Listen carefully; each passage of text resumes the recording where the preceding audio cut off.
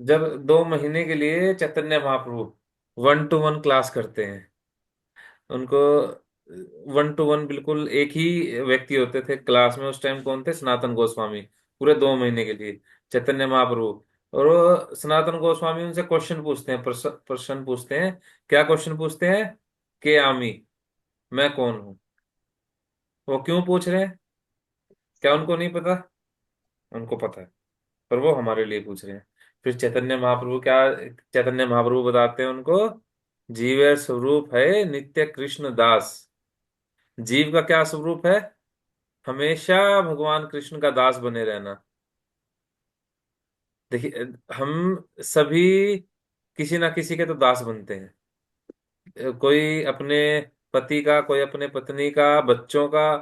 कोई कितना भी स्ट्रिक्ट हो, बाहर से कोई हमें कितना भी स्ट्रिक्ट लगे, कितना भी बड़ा व्यक्ति लगे, पर जैसे ही घर में जाएगा, छोटे छोटे बच्चे आएंगे उनको अपने गोद में उठा लेगा, है ना। उनको खुद घोड़ा बन जाएगा, उनको अपने आप अपने ऊपर घुमाएगा, है ना। कोई हर व्यक्ति का स्वभाव है कि दास बने रहना। ठीक है, कोई ज्यादा ही ऐसा बिल्कुल कठोर हृदय का हो गया कि अपने बच्चों का भी दास नहीं बन रहा, अपने परिवारजनों का भी दास नहीं बन रहा, तो कोई कुत्ते बिल्ली का दास बन जाएगा।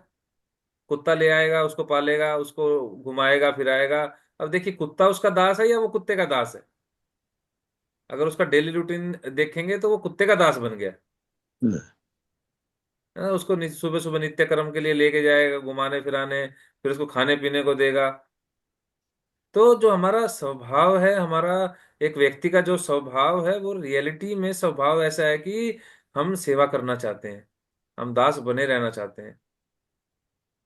और चैतन्य महाप्रभु क्या बता रहे हैं? जीव स्वरूप है कृष्णेर नित्य दास। जीव का जो असली स्वरूप है, जो आत्मा का हमारा असली स्वरूप है, वो क्या है? हमेशा ही नित्य, परमानेंट। सिर्फ इसी जन्म में नहीं कि हमें पता लग गया कि कृष्ण की भक्ति करनी है, नहीं।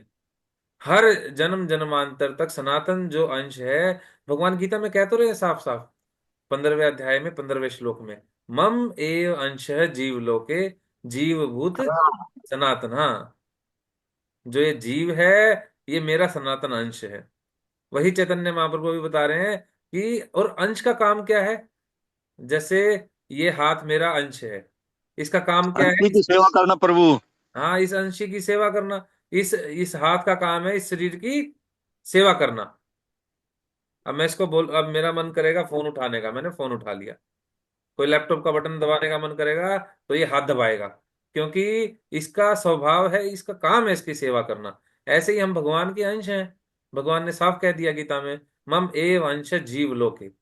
जीव भूत सनातन है, जितने भी जीव हैं, 84 लाख योनियां हैं, सभी की सभी मेरे अंश हैं। और हमारा काम क्या है? भगवान की सेवा करना। वही चैतन्य महाप्रभु बता रहे हैं, जीव स्वरूप है कृष्णेर नित्य दास। तो उससे पहले भक्त को क्या करना पड़ेगा? भौतिक उपाधियों से ऊपर उठना पड़ेगा, भौतिक वस्तुओं से अपने आप को अलग करना पड़ेगा। उसके बाद क्या होता है? मैं तो आपका नित्य किंकर दास हूं। जब वो ये मानने लगेगा कि हाँ भगवान, मैं तो आपका दास हूं, किंतु किसी न किसी प्रकार से मैं जन्म मृत्यु सागर में गिर पड़ा हूं। अब वो एक्सेप्ट कर रहा है कि हाँ, कि मैं तो आपका दास हूं, परमानेंट मैं आपका दास हूं, नित्य। किंतु किसी न किसी प्रकार से मैं जन्म मृत्यु रूपी सागर में गिर पड़ा हूं। मैं फिर भी गिर गया हूं। अब पता नहीं, बस गिर गया हूं कैसे ना कैसे, कि बार बार मेरा जन्म हो रहा है, बार बार मेरी मृत्यु हो रही है। बस यही चक्र चले ही जा रहा है, बार बार चले ही जा रहा है, चले ही जा रहा है, चले ही जा रहा है। क्योंकि अंतिम समय में जो चेतना होती है, उसी के अनुसार अगला शरीर मिल जाता है। और पता नहीं अंतिम चेतना में पूरी जीवन में जो किया, इतने जीवन में हमारे हमने इतने सारे इम्प्रिंट्स बना रखे हैं, अंतिम समय में पूरी एक मूवी चलती है, स्टार्टिंग से लेके एंड तक। और जहां पे वो मूवी रुक गई, वहीं पे अगला जन्म निश्चित है। अभी कल ही प्रभु जी बता रहे थे कि मायापुर धाम में, गंगा में, वहां फ्लो ज्यादा होता है। तो एक भक्त उसमें डूब गए, थोड़ी आगे चले गए बह के और डूबने लगे। बिल्कुल लास्ट उनकी जो सांस थी, बिल्कुल वो खत्म ही होने वाली थी, कि एक एक व्यक्ति ने उनको बचा लिया। अब उनको बचा लिया गया, तो अब सबको पता था कि भाई ये तो बिल्कुल एंड मोमेंट पे डेथ को बिल्कुल टच करके आए हैं। तो सब उनसे पूछ रहे हैं, प्रभु जी अंतिम समय में आपने, आपकी जो चेतना थी, आपका क्या विचार आया अंतिम समय में? तो टालते रहे, टालते रहे, टालते रहे। 4-5 दिन बाद जब ज्यादा ही भक्त लोग उनसे पूछने लगे कि बता दो प्रभु जी, बता दो क्या आया, हम मतलब आपसे ऐसा कोई, आप मतलब मजा लेने के लिए नहीं पूछ रहे, हम इसलिए पूछ रहे हैं क्योंकि कल हमारा भी समय आने वाला है। सबको पता है कि समय तो आएगा, अंतिम समय सबका आना है। तो कहते प्रभु जी बता दीजिए प्लीज। तो उन्होंने क्या बताया कि मैं एक एड देखता था टीवी पे। वो एड मुझे अंतिम समय में, जब मेरा लास्ट मोमेंट था, मुझे वो एड याद आई थी। ठीक है। हम जैसे ही कोई भी एक किसी कोई सॉन्ग सुन ले, है ना, तो क्या होता है, हमें पूरी मूवी याद आ जाती है, पूरी मूवी याद आ जाती है, उसका डायरेक्टर कौन था, हीरो हीरोइन कौन थे, हम आपके हैं कौन। याद आया किसी को कुछ? प्रभु जी, हाँ जी, वो पूरी बचपन में जब भी कभी देखी थी वो रिकॉल हो जाती है मेमोरीज। हाँ, हीरो याद आया। हाँ, हीरो भी याद है प्रभु जी। सॉन्ग भी याद आ गया। हाँ जी। हाँ जी प्रभु जी, याद आ गया। सब याद आ आ गया, गया ना। हाँ। तो अंतिम समय में भी कुछ ऐसा ही होता है कि जो ये इम्प्रिंट्स हमारे हृदय में बने पड़े हैं, कुछ ना कुछ, कुछ भी याद आ जाएगा, क्या पता क्या ही याद आ जाए। और कुछ जो याद आ जाएगा, नेक्स्ट जन्म जो हमारा होगा वही होगा। और ये ऐसे ही हम गिर पड़े हैं इस संसार में। इस संसार में ऐसे गिरे पड़े हैं कि यहाँ बने, यहाँ से निकलना बहुत मुश्किल है। किंतु और गिरे क्यों पड़े हैं? बताइए कैसे आए थे हम इस संसार में, क्यों आए थे? प्रभु जी, भक्ति करने के लिए। भक्ति करने के लिए नहीं आए थे यहाँ पे। ना प्रभु जी, हम कृष्णा के पास थे, कृष्णा सेंटर में थे, तो हमने भी वहाँ विश की कि हम भी सेंटर में रहें। तो हाँ, कृष्णा ने हमें भूमि पे भेज दिया। हरि बोल, हरि बोल प्रभु जी आपके लिए। हम भगवान के साथ ही रहते थे, भगवान की सेवा करते थे, वहां पे हम भगवान के दास ही थे।